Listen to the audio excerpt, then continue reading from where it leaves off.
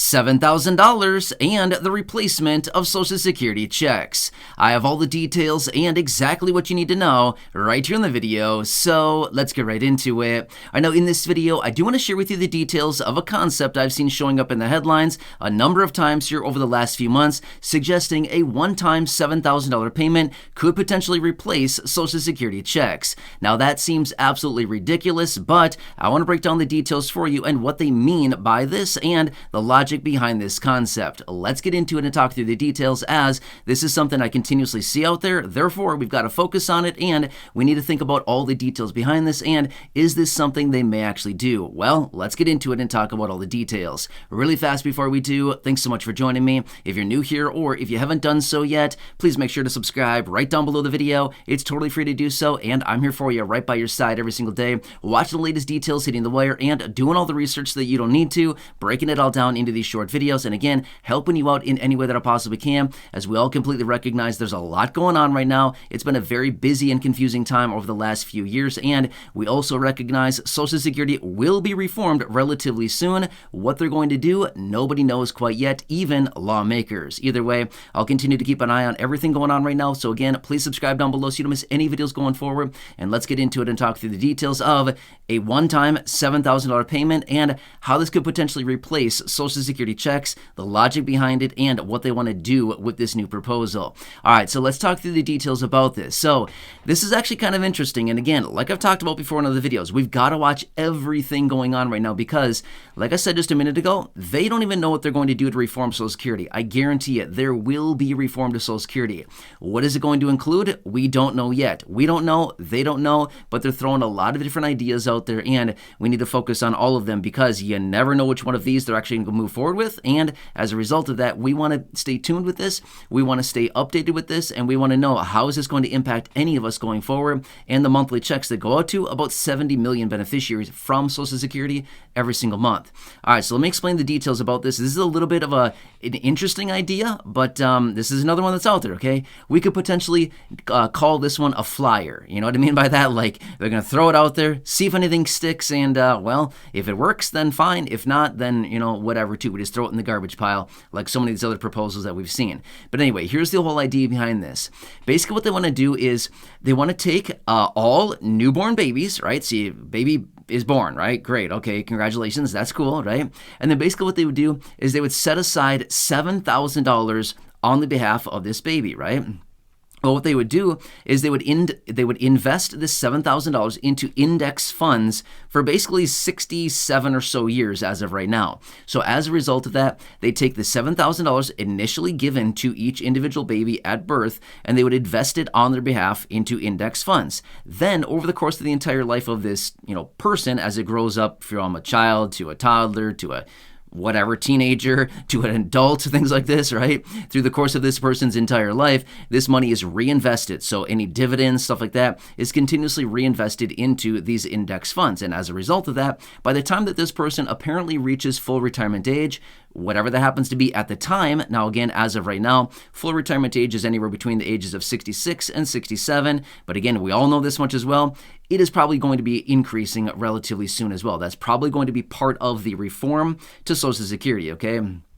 So whatever the full retirement age happens to be for this individual throughout the course of their entire life, once this $7,000 has matured, basically over, call it 67 or so, maybe 68, maybe 69 years, by the time that this person hits that, whatever that full retirement age is, then this money would be released to the person, and they could use that money as their retirement fund, okay?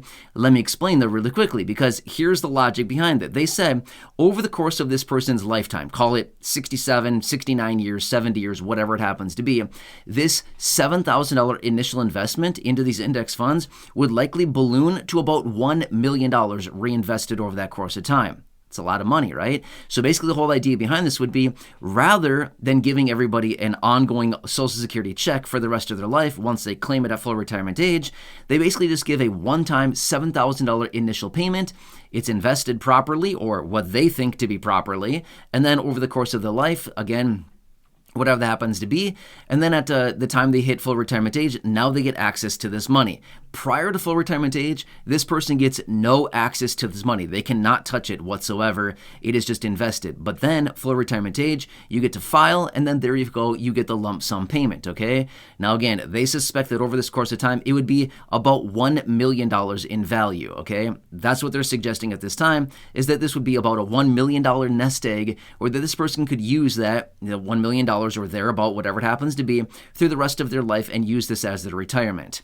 I don't know, interesting concept. However, I want to point out a couple different things that I think we all need to take into consideration because, of course, they never talk about this when they come up with these proposals, right? They think, wow, $1 million, that's what they could live on. Okay, $1 million today is fine, right? $1 million today could probably get somebody by for a lot of years, right? Realistically, if they lived, a pretty normal life, $1 million could easily get somebody through retirement based on whenever their full retirement age is and life expectancy and all kinds of stuff like that. But $1 million would certainly be a pretty nice amount of money to start with, right? That'd be a great little place to have and a great place to start their retirement. However, let's be real for a second, okay? Is $1 million today worth the same as $1 million, say, 50 years ago? Not a chance. Not even close, okay? So 50 years ago would have been, what is that? I don't even know. The mid-70s-ish, is that right? Yeah, about mid-70s or so. Mid to early 70s, okay? Was $1 million back then the same as what $1 million is today? Not a chance, okay? Not even close, okay? So as a result of that, if we were to implement this program, let's just say today they started doing this, okay? And all of a sudden in, call it 68, 69 years, whatever it happens to be from right now, is $1 million in that amount of time going to be the same worth as what it is today? No, not even close, okay? Not even close. $1 million today is going to be worth way more than $1 million in 68, 69, 70 years, something like that. $1 million in that amount of time is going to be like today's $100,000 or something like that. You know what I mean? It's not going to be worth much at all. So there's a huge difference. So again, they're looking at present time and they're looking at the value of money today and using it in future terms, saying, look, $1 million, this would be great. I don't really think so, okay? People in 70 years from right now, or 68, 70, whatever it happens to be, are going to need a lot more than $1 million to retire. It's just the reality of the matter because things are going to continue to increase in price, inflation, stuff like that, the devaluation of the dollar. In fact, in 70 years from right now, the dollar won't even exist. Guarantee it, okay? In a matter of just not that many years from right now, the dollar probably won't exist anyway. Maybe 15, 20 years, something like that. Probably not even that long. The United States dollar probably won't even exist anymore. It's all going to be digital currency. We already know that, okay? Like, as of recently, just a few months ago, the Federal Reserve launched FedNow, right? It's basically their digital currency that's already going into play, right? So again, we're already starting to see this, and everything will be digitized relatively soon. The dollar is not going to be around much longer. In fact, just the other day, I pulled a dollar out, like I had a dollar sitting around, and I touched it, and I was like, this is a dollar. Like, seriously, are we really going to be using these things much longer? No way. Like, who's going to continue using this stuff, right? It's just not happening. They're converting everything into digital dollars. My point is, 70 years from right now, it's going to be a very, very different landscape. So, interesting. Now, next, I want to point out one other thing out there.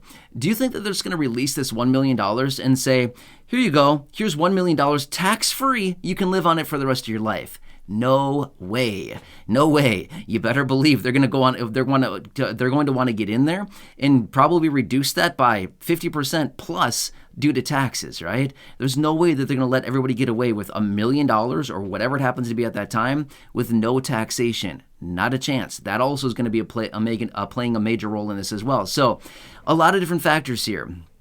Number one, $1 million in 70 years will not nearly have the value that it does today because of the depletion of the purchasing power, the depletion of the dollar, depletion of the value, inflation as a result of that.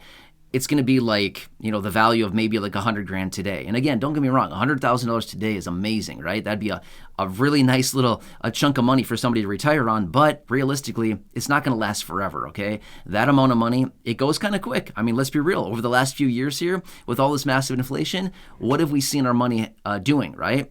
Are you getting the same amount of goods and services today as what you were 3 years ago with the same dollars? Not even close, right? This inflation has been eating everybody up right now and devaluing our dollar, right? So and when I say devaluing, basically just simply meaning we're getting less and less goods and services for the same dollar that we had 3 years ago, 4 years ago, 5 years ago. That same $1 is getting us far less in goods and services because of good old inflation and the printing of money, right? The devaluation. So anyway, this is the concept that's out there. It seems pretty cool, right? At the end of the day, they could think, wow, we could send a lot of $7,000 payments out to a lot of people and get this whole thing rolling with all the money that's sitting in Social Security right now, about $2.7 trillion in the trust funds as a result of that. But at the end of the day, when we really look at the big picture here, when we fast forward out into future terms, future value of money, it doesn't really make a whole lot of sense, right?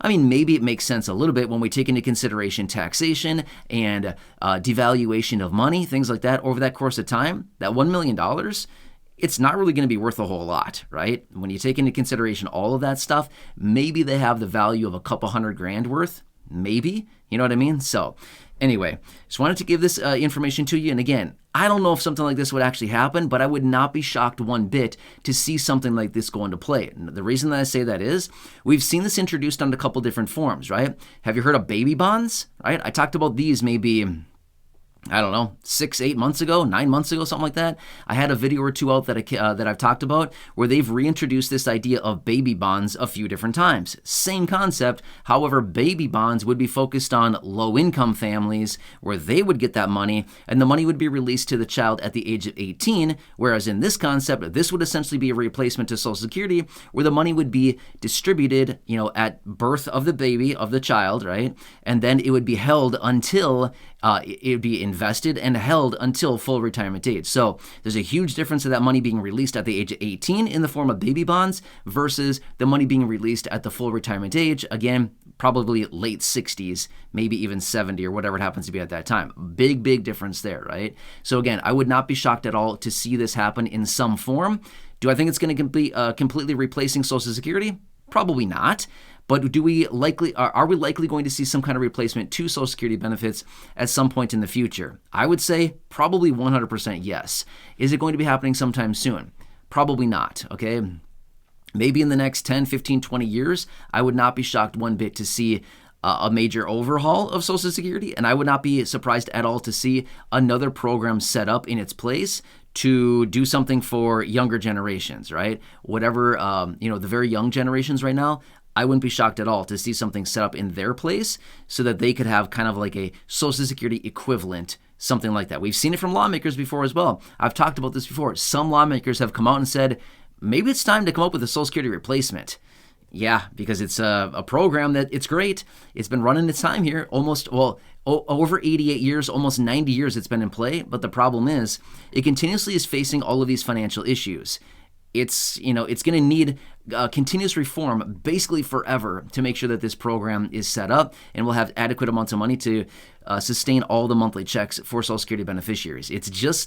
It was built kind of on a shaky foundation, okay? So as a result of that, they've got to continue to come in and continuously fix this program because it's continuously running out of money. So anyway, I want to bring this to your attention right here in this video. I hope this helps you out. Again, an interesting concept. I don't know if it's the best one in the world, but it is something that's out there right now. So hope this helps. Again, leave your comments, your questions, your feedback down below. Otherwise, subscribe to the channel if you have not done so yet so you can stay tuned with everything going on right now. Things are changing pretty rapidly. And again, I'll continue to break it down for you in these short videos. Also, share the video with your friends, family, social media, and go back and check out any of the other thousands of videos here on the channel. Until next time, enjoy your day. Take care. Have a good one. And I'll catch you again later.